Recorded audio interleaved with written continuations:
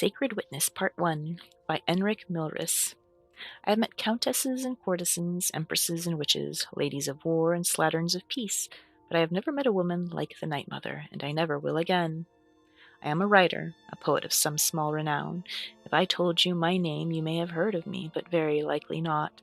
For decades, until very recently, I had adopted the city of Sentinel on the coast of Hammerfell as my home, and kept the company of other artists, painters, tapestrists, and writers.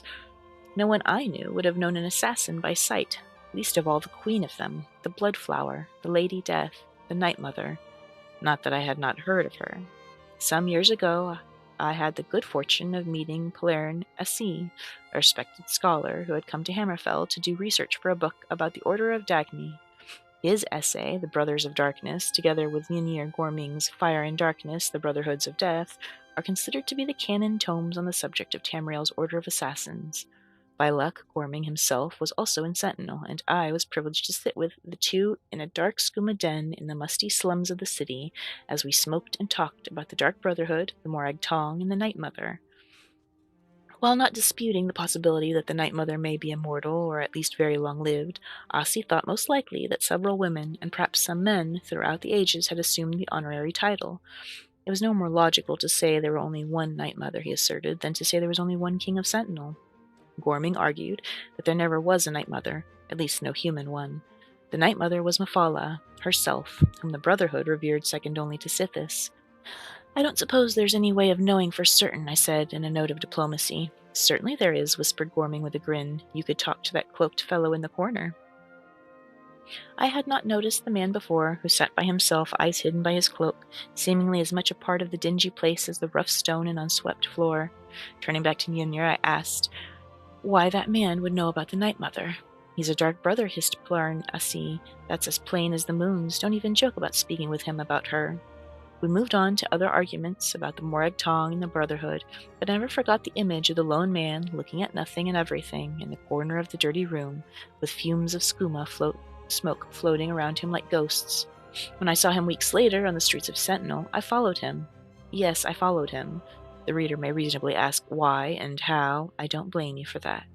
How was simply a question of knowing my city as well as I do. I'm not a thief, not particularly sure-footed and quiet, but I know the alleys and streets of Sentinel intimately from decades' worth of ambling.